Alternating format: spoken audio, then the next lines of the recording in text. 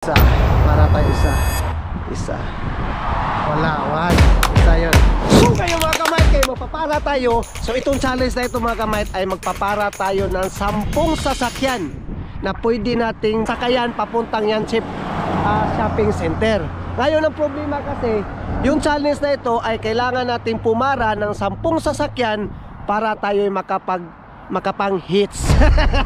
Alam nyo yung hits? Yung hits kasi sa Bisaya, ano yun eh? Mamukong. So yun, tignan natin kung maging successful ba or mission failed ang 10 para challenge. Let's go! Gusto kong pumunta ng shopping center para magpagupit. So subukan natin atong suwayan, subukan natin nga suwayan natin na magpagupit doon sa Yanchep station. Oh, so hindi tayo magpagupit tayo. Oh, wala na. Meron kaya magpasakay natin, no? Hindi ko alam. So 10 para lang. Pag walang hindi na tayo. 10 para, challenge yan. 10 para, kung wala yung magpapasakay sa atin, give up na tayo. So yun 10 para lang. Pag merong magpapasakay sa atin, okay, punta tayo na yan sa shopping center. Pero pag wala, ay give up tayo. Alangan magbaglakaw tayo doon, layo man yun. Yun, isa na yan. Isa, para tayo isa.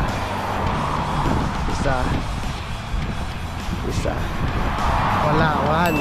Isa yun. Wala eh. Wala, 10 para lang. To. Wala. 3. Hindi na. To na to. So tingnan natin kung meron ba hinto. To.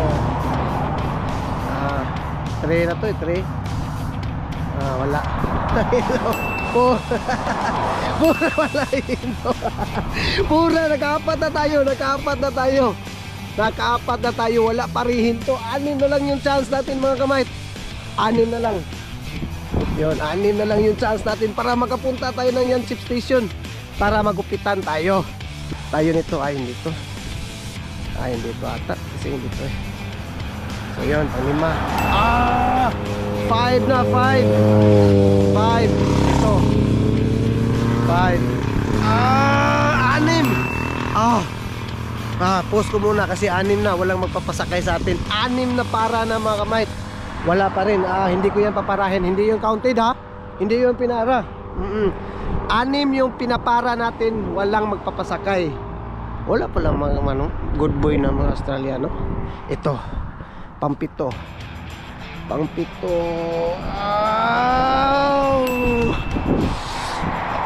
na lang. Ito truck. So ito, baka ito yung mapasakay natin truck. May pasahero sa truck.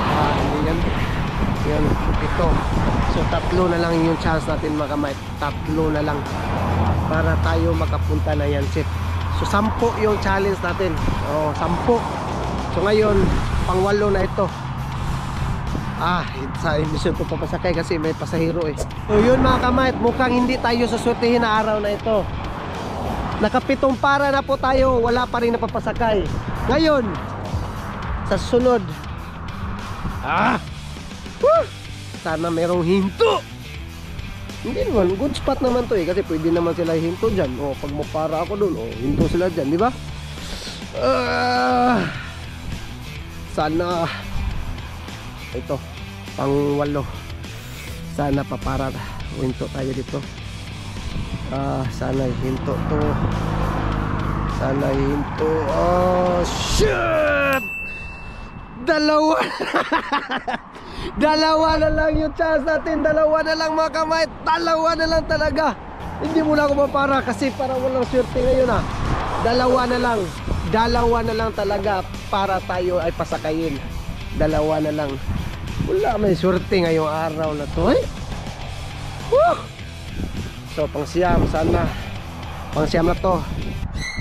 Pang-siyam sana ay pasakayin tayo nito. Pang-siyam, wala talaga. Wala. Last chance. Mag-ayos ako di. Baka ito yung panghuli. Baka itong panghuli ang sure ball. Last chance na to ha. Last chance na to. 10 para lang yung challenge natin eh, 10 para. So last chance na to. Wala man napasakay sa akin dito eh. Mga arte man na mga Australiano na. Yun, ito, panghuli. Ayusin ko yung para, ayusin ko. Sana papasakay, sana. Sana pang 10. Mission failed. Pang 10, pasakihin mo ako. Wala na. Wala lang sakay na sila. Mga arte man na sila. Balik na lang ko uli. Napatay sa ero. Mga arte man na sila ng mga Australiano na. Hindi magpasakay. Wala tayong magawa. Di man yung ating auto. So, mission failed. Mission failed. Ano kaya maganda next challenge? Please comment down below. Pobre nga pala mula dito sa Perth, Western Australia. Buna!